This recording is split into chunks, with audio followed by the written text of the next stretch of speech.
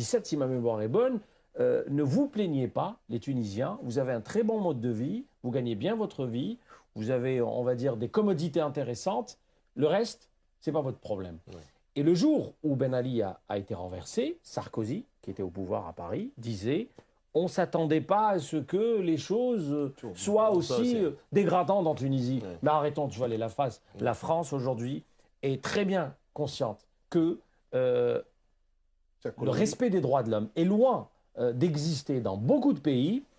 Alors, quand elle a des intérêts avec un pays, on dénonce pas, on essaye de passer à côté. Dès qu'il y a, on va dire, une zizanie, et là, je pense que le torchon brûle entre Kinshasa et Paris, là, on commence à dénoncer.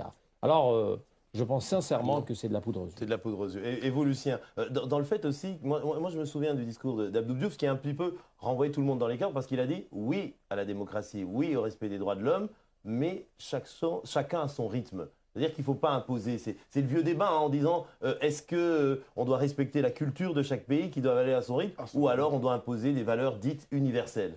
Moi, je crois que mais d'origine occidentale, si on peut dire. Moi, je crois que la démocratie taille à la proportion d'un pays ou bien la dimension culturelle. La démocratie, c'est une démocratie. Soit on la fait ou on ne le fait pas. Et la France a toujours tiré la ficelle du côté où il a ses intérêts, où elle a ses intérêts. Parce que, vous voyez, en l'espace de 2 ans, en l'espace d'une année ou bien de 6 mois, la France a changé 2 chefs d'État en Afrique. Ah, c'est la France qui les a changés, Ah oui, absolument. Lesquels? Absolument, en Côte d'Ivoire et puis la Libye. La France est partie premièrement. Oui. Et en Côte d'Ivoire, quand il y a eu des élections, et Gbagbo ne voulait pas partir, avec l'appui de l'armée française, Gbagbo a déguerpi. Mais pourquoi la même chose ne peut pas se passer au Congo? Nous savions tous, et M. Hollande est conscient, malgré qu'on dise qu'ils ne connaissent pas l'Afrique, ça c'est du blabla. Hollande connaît bien l'Afrique. Il a ses conseils qui lui parlent. Mais est-ce que de ce point de vue, vous estimez qu'il avait raison de venir à Kinshasa, d'abord de faire durer le suspense, puis venir dire ce qu'il a dit, c'est-à-dire dérouler un tapis rouge à l'opposition? Il les a reçus, je veux dire, l'entretien avec Tshisekedi et Kamere, c'est-à-dire les leaders de l'opposition, a été plus long que celle qu'il a accordée au président Kabila. C'est-à-dire avoir cette attitude un petit peu humiliante vis-à-vis du pays hôte. Moi, je crois que, comme on le dit, il est allé toucher du doigt le problème. Et lui-même, il a remarqué peut-être les rapports qu'on lui faisait parvenir. Il est allé droit au but. Il a touché la réalité du pays lui-même. Maintenant, il reste à savoir s'il va prendre les mesures appropriées pour remédier à ce qui se passe en Afrique. Pas seulement au Congo, mais dans les autres pays africains. Je parle du cas de mon pays, par exemple. Exactement, du Togo. Du Togo, où il y a des milliers de personnes dans la rue il y a au moins plus de 3 mois maintenant. Et nous savions tous que Faure n'a pas gagné les élections. Exactement. Mais on aura l'occasion de reparler du cas du Togo lors d'une prochaine émission. Je retourne vers vous, Henri, qui êtes là en duplex depuis Paris. Est-ce qu'on peut dire que François Hollande a aussi essayé de sauver en quelque sorte la francophonie, parce qu'il l'a dit lui-même, hein, l'avenir du français désormais c'est en Afrique. La plupart des locuteurs de la langue française se trouvent en Afrique. Et d'ailleurs, la RDC, donc la République démocratique du Congo, est le premier pays francophone en termes de démographie. Donc de ce point de vue-là, il ne pouvait pas trop froisser le régime de Kinshasa. Oui, tout à fait. Mais là, on reste évidemment dans les grands principes, dans les grands discours, hein, dans les envolées lyriques, car il n'était pas non plus question de froisser le pays hôte. Mais il est vrai que pour beaucoup, la francophonie reste encore une idée noble. Cela étant, on peut tout de même s'interroger sur l'ouverture de la francophonie à des pays qui culturellement ne pratiquent pas la langue française. Et à mon avis, c'est surtout sur ce point-là que les débats pourraient être effectivement intéressants, dans la mesure où aujourd'hui les sommets de la francophonie se résument beaucoup plus à des événements d'ordre protocolaire où l'on essaye tant bien que mal d'aboutir à une déclaration, chose qui n'est pas toujours aisée. Mais enfin, ne boudons pas notre plaisir, du moins pour ceux qui considèrent encore que c'est un rendez-vous important. Bon, voilà, nous verrons ce que cela donnera dans les prochaines années, avec les velléités de certains pays de s'ouvrir notamment à l'anglais. Mais cela étant, ça reste pour beaucoup encore un cadre utile. Exactement. On va écouter tout de suite la réaction d'un autre homme politique. Il s'agit de Pascal Canfin, le tout nouveau ministre délégué au développement. Il était à Kinshasa avec François Hollande et j'ai recueilli ses propos hier à Bruxelles. On l'écoute.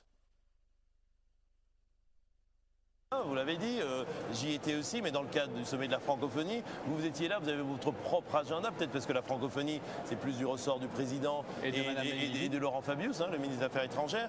Qu'est-ce que vous avez vu à Kinshasa? En tout cas, nous, ce que nous avons vu, c'est une tension très forte entre François Hollande, président de la France, et Joseph Kabila, président de la RDC.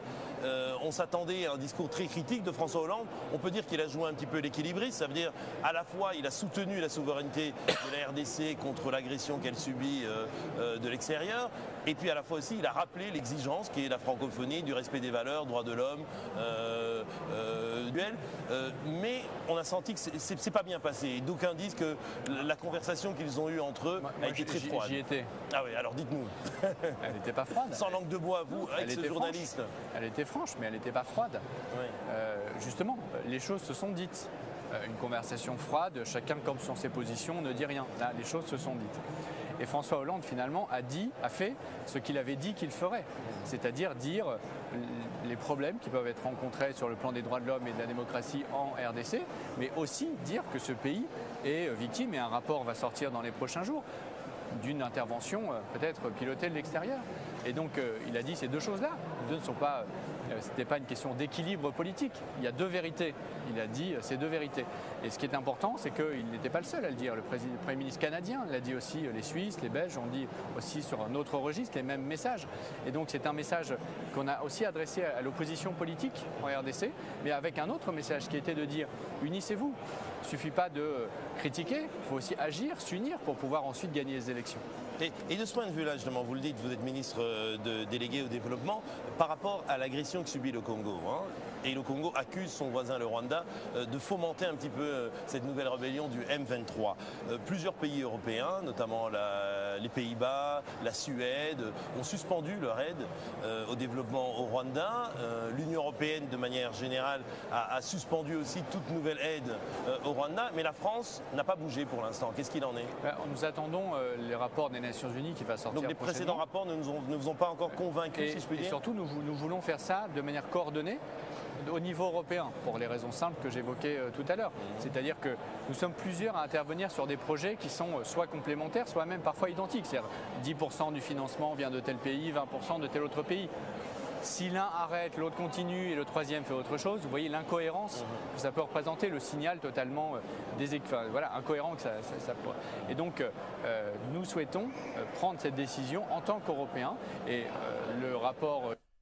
Alors, on vient de l'entendre, donc Pascal Canfin, ministre délégué au développement. Alors, il appuie ce qu'a dit bien sûr son président en disant on était là, on a contenté tout le monde, on a prévenu l'opposition qu'il faut qu'ils s'unissent. Mais il n'y a pas un petit peu une sorte d'ingérence comme ça de la France? Est-ce que c'est le rôle de Paris de s'occuper de ce qui se passe à Kinshasa, d'essayer de donner des conseils tactiques à l'opposition congolaise? Écoutez, Paris est fidèle à cette doctrine de France-Afrique. Ça a toujours existé, ça existe et ça existera. Et pourtant, avant Kinshasa, Hollande est passé par Dakar et il a dit c'est fini la France-Afrique.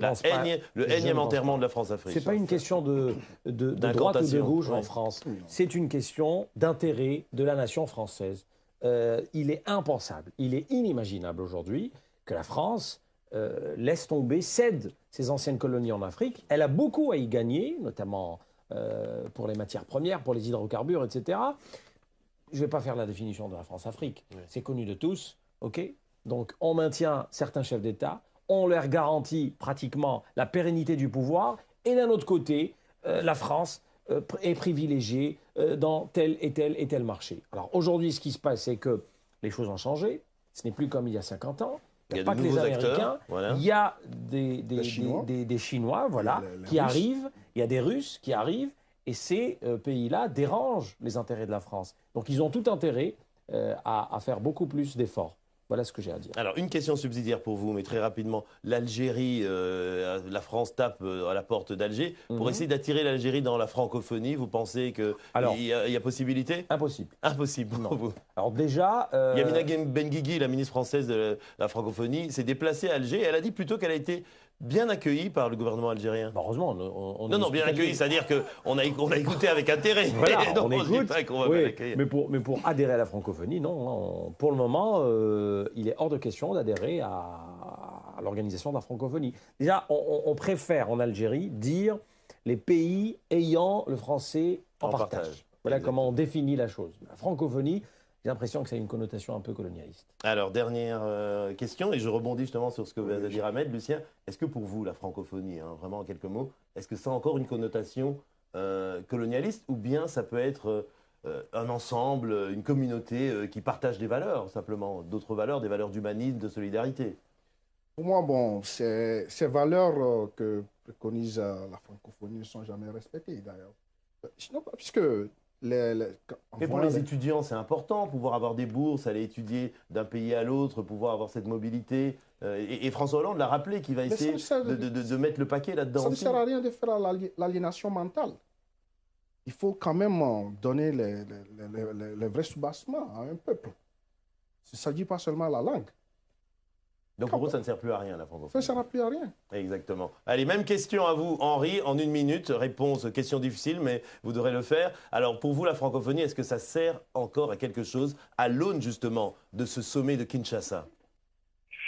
Écoutez, je pense que la francophonie aurait intérêt, en tout cas l'OIF, dans son organisation, aurait intérêt à se doter d'un outil plus performant pour tenter de résoudre les crises.